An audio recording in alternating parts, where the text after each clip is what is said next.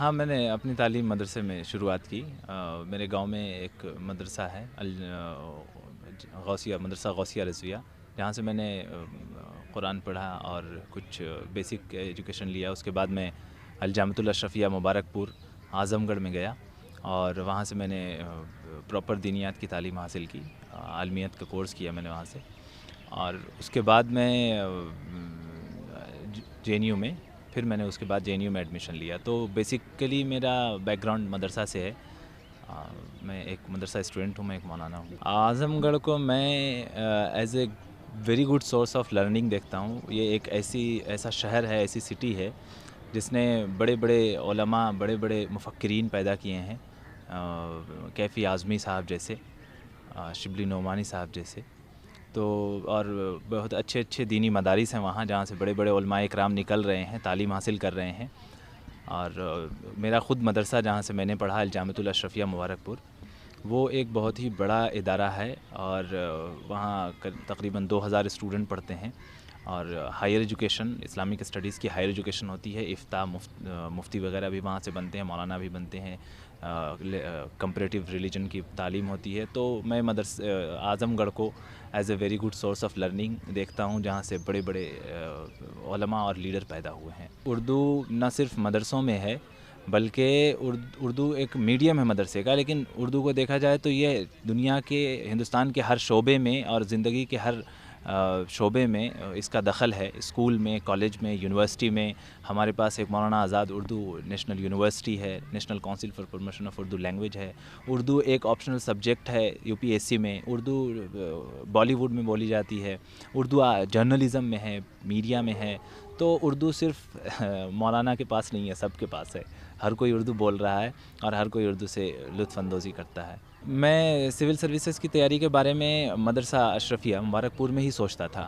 جب میں وہاں پڑھ رہا ہوتا تھا تو میرے بھائی ہیں ڈاکٹر جاوید علی، جو مجھ سے بڑے ہیں، وہ میرے لیے ایک کریئر کونسلر کا کام کرتے ہیں۔ He is a very good friend of mine. اور میں ان سے ڈسکس کرتا تھا کہ ابھی تو میں مدرسے میں ہوں، پھر یہاں سے میں کیا کروں گا۔ تو وہ اس وقت تیاری کر رہے ہوتے تھے میڈیکل کی۔ تو انہوں نے کہا کہ ایک اپارچونٹی سول سروس میں بھی ہے۔ تو میں نے اس کو مطلب سول سروس نہیں، ہم ڈی ایم کہتے تھے اس وقت۔ تو میں نے دیکھا کہ ہاں، یہ تو بڑا اچھا رول ہے اور اس میں کافی ڈیولپمنٹ کیا جا سکتا ہے اور نیشنل سروس بھی کی جا سکتی ہے، پلس اپنا جو پرسنل سوشل پریسٹیج ہے وہ بھی کافی زیادہ ہے اس میں۔ تو یہ چیزیں تھیں جن کی وجہ سے میں نے سول سروس کو سلیکٹ کیا، بلکہ میں اس وقت ڈی ایم کہتا تھا، میں ڈی ایم بننا چاہتا تھا۔ جب میں جے این یو میں آیا تو مجھے ایک کنسیپچول کلیئرٹی ملی کہ یہ کیا ہے، اور اس کو U P S C conduct کرتا ہے۔ ایگزام کا نام سول سروس ہے، جس میں بہت سی سروسز ہوتی ہیں۔ ایڈمنسٹریٹو سروس کا ایک پوسٹ جو ہے وہ ڈی ایم کا ہوتا ہے۔ اور میں نے ایک دوسری جو انسپریشن مجھے ملتی تھی وہ میری امی سے ملتی تھی، کہ میری امی مجھے کبھی کوشچن نہیں کرتی تھی کہ آپ یہ کیوں کر رہے ہو، وہ کیوں کر رہے ہو۔ میں نے جیسے بھی پڑھنا چاہا، جو بھی پڑھنا چاہا، میری امی مجھے ہمیشہ سپورٹ کرتی رہیں اور کامیابی سے پہلے مجھے کامیابی دے دیتی تھیں۔ فار ایگزامپل، جب میں مدرسے میں ہوتا تھا تو امی مجھے مفتی صاحب کہتی تھیں، جبکہ میں ایک طالب علم ہوتا تھا، ایک اسٹوڈنٹ تھا، اور وہ اس عہدے پر پہنچنے کے لیے میرے پاس ٹائم تھا، لیکن وہ مجھے مفتی صاحب کہتی تھی۔ کہیں بھی اپنے سہیلیوں میں، رشتہ داروں میں مجھے انٹروڈیوس کرتی تھیں تو کہتی تھیں مفتی صاحب ہیں یہ۔ اور جب میں نے انہیں بتایا کہ میں ڈی ایم بننا چاہ رہا ہوں سول سروسز، تو وہ سمجھ نہیں پا رہی تھی۔ میں نے کہا ڈی ایم جو ہوتا ہے نا ڈسٹرکٹ کلیکٹر میں، وہ بننا چاہتا ہوں۔ تو انہوں نے مجھے پھر ڈی ایم صاحب کرنا شروع کر دیا تھا، اور الحمدللہ میں اس انسپریشن کے ساتھ یہاں تک بڑھا۔ بیچ میں ایک دو مرتبہ ایسا ہوا کہ جیسے میں نے پہلا اٹیمپٹ دیا تو میرا جب پی ٹی کا رزلٹ نہیں آیا، سیکنڈ میں بھی میرا پریلیمس کوالیفائی نہیں ہوا، تو میں نے پہلے ہی اٹیمپٹ میں 2014 میں امی سے بات کر کے میں رو رہا تھا کہ میرا ایگزام نہیں ہوا، مطلب سلیکشن نہیں ہوا، پی ٹی کلیئر نہیں ہوا۔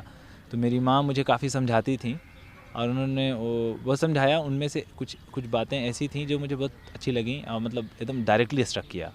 جیسے انہوں نے کہا کہ بیٹا، تم ڈسٹرکٹ کلیکٹر بننے جا رہے ہو، ڈی ایم بننے جا رہے ہو، اور تم ایک اٹیمپٹ میں ہار گئے، تو مجھے تو نہیں لگتا ہے کہ اتنا کم ساہس آپ کو رکھنی چاہیے۔ آپ محنت کرو، کوشش کرو، ابھی تو بہت سارے اٹیمپٹ آپ کے پاس باقی ہیں۔ اور دوسرا، انہوں نے ایک شفقت کے انداز میں کہا کہ بیٹا، میں ماں ہوں تمہاری، روتا نہیں دیکھ سکتی، تم گھر چلے آؤ، مت پڑھائی کرو۔ اگر تمہیں لگتا ہے کہ مطلب رو گے اس طرح سے، تو تم گھر چلے آؤ، میں تمہیں روتا نہیں دیکھ سکتی۔